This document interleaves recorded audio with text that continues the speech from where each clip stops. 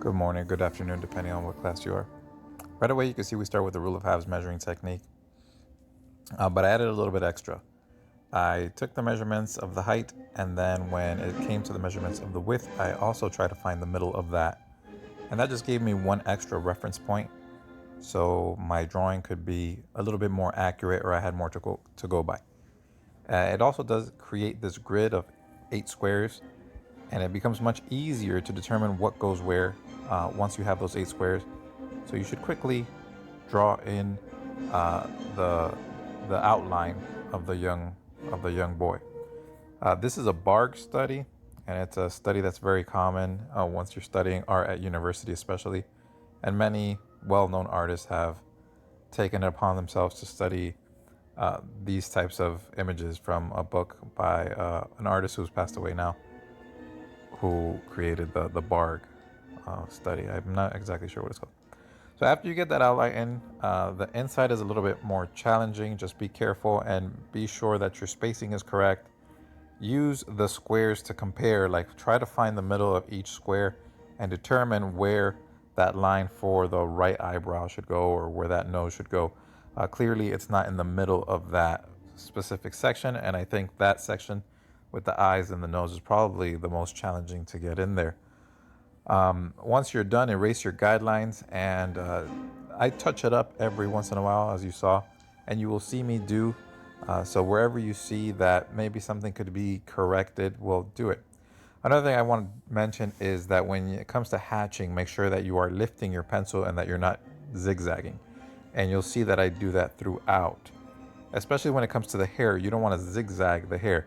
You also don't want to get those individual, like you're not going to be able to get individual hair follicles. So don't try to pay attention to every single little line and try to put it in. You can see I was directional, paying attention to my reference and making sure that the lines go in the same direction that they do in the reference. But I'm not really paying attention to specific hair follicles. That's too much. Like in some of my other videos, I use a Q-tip to shade. If you don't know, it's not really the correct tool that you should use. You should use a tortillon, which they sell at art shops. But for the purposes of this assignment, I use a Q-tip because most of you can find a Q-tip at home. If you don't have a Q-tip, you could use some tissue paper. Tissue paper actually works much better. So I would use some tissue if I had it, or some toilet paper. I prefer the Q-tip over the toilet paper. Also, when you're using your tissue to spread around your value, remember that it actually lightens the value. It doesn't darken the value. So you could see that I do spread out the value, but I go back in with the pencil and I rework it. I don't just use the Q-tip or the tissue and just stretch out or spread out the value and then leave it like that. There are areas that have to be darker. There are areas that have to be lighter, especially when it comes to portraits. Like in all of my other drawings, this isn't perfect. It's just a way to get you guys started and doing portraits. And one of the ways you can see it's not perfect is if you look at the actual reference, which I'll post for you guys, the young man is actually, he looks much younger than I have him portrayed here. And I realized that about halfway through, and then comparing it to my original reference, which I showed right in the beginning when I was doing the width. By the way, the width is a little bit over, I believe, the 75% line.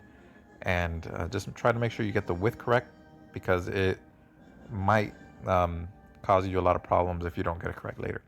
And my length is too long, and as a result, my nose is too long, and my chin is too long, and it makes the young man look older than he actually is. So you can see right here, I'm shortening the nose, and then I'm shortening the chin, and it takes about, I don't know, like 4 years off of him. And I think this is a little bit more accurate when compared to my reference photo. Also, I try to darken for the video. I think in real life it's probably darker than you actually can see it, but it's still, even then, it's still not dark enough. I think there's a little bit too much of that right eye showing, and specific areas could be darker like that. If you look at the reference, I feel like the eye and the hair kind of merge when you blur your vision. So my value isn't entirely correct. and that's something that you might want to work on for your drawing.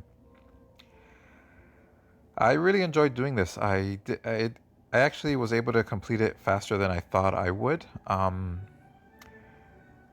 But these drawings are much more enjoyable for me. I hope that they are for you as well, um, compared to the very kind of more strict anatomical studies. But it will also be challenging for you, first year art students.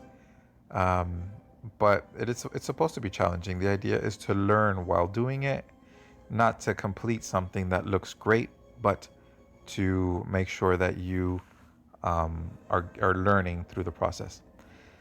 The last thing I want to mention is the way that you use the Q-tip or the tissue. You want to try to contour. Try to remember those muscles that we studied in the face, and try to remember that they're kind of round. And you can see I did it in the eye maybe a little bit too much, but I created a contour there, and that really helps to give it that three-dimensionality. All right, guys, the video is just about done. I hope that you have a bit of fun doing this one, and I'll see you next time.